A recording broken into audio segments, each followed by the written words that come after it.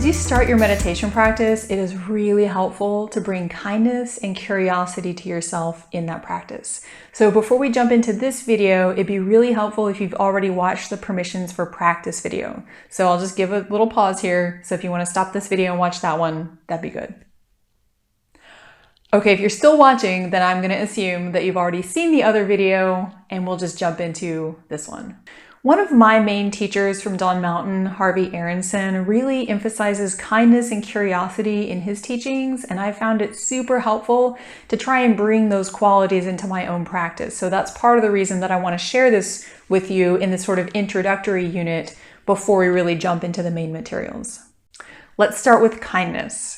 There's a lot of great research being done right now on self-compassion and on shame and healing shame. And if you want to read more in depth about those topics, there are some links in the resources lesson of this unit.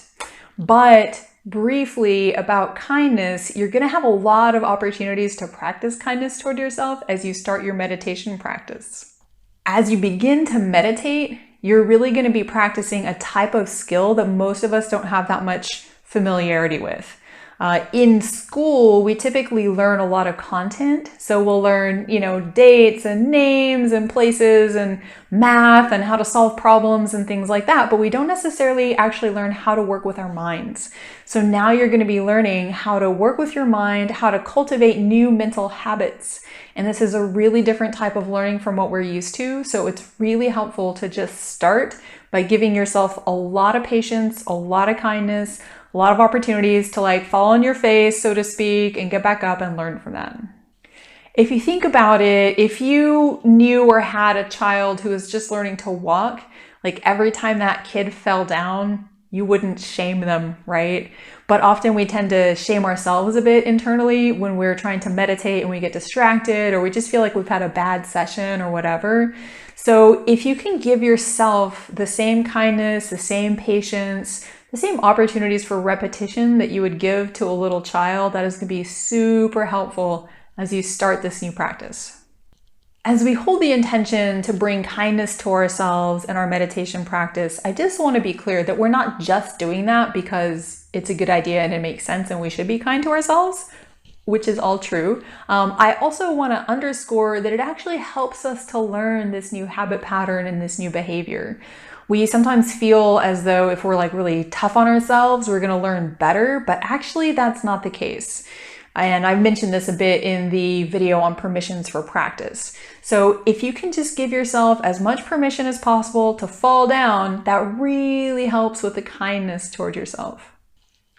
Sometimes people feel like in their meditation, what they want to do is just hold their mind on the object, not let it slip off, which is good. You're trying to cultivate the ability to hold your mind with an object.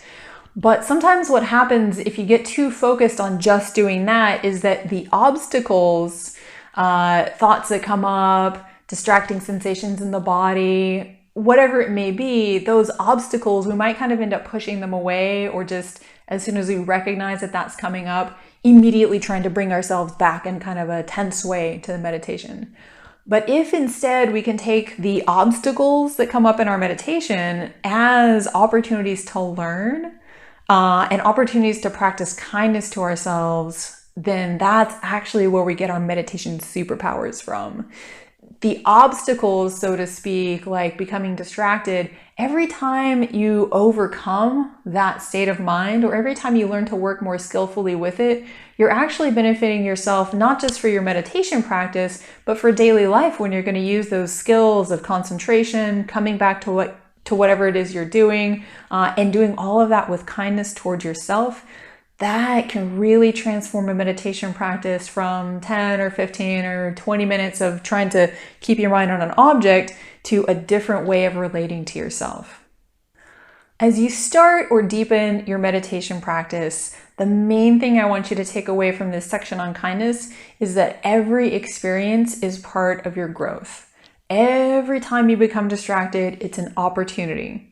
And if you can take that attitude with you into your practice, it can really help you to get more out of every session and every time that you sit. We've talked about kindness. Now let's talk about curiosity. This is a really important quality also in keeping our practice fresh. So day after day, month after month, year after year, you might keep sitting down and doing similar types of practices.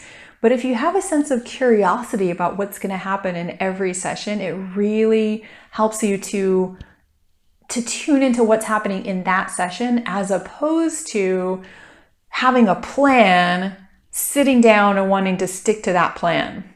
For instance, if you're sitting down to do a loving kindness meditation, your aspiration for that session might be to cultivate more loving kindness.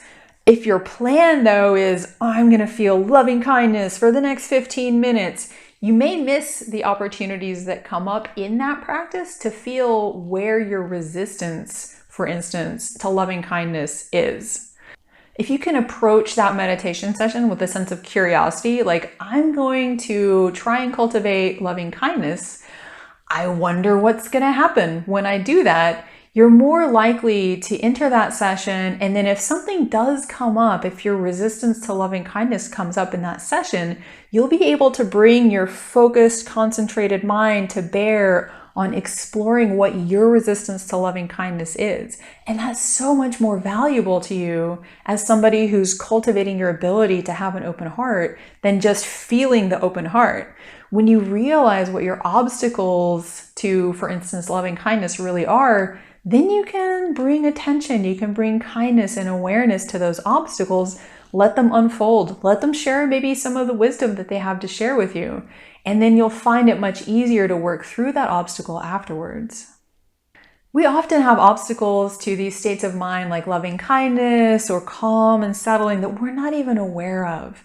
We may never have run into them in our ordinary lives. And that's why meditation can just be so helpful for giving us a really clear mind with which to see what's actually going on in our experience.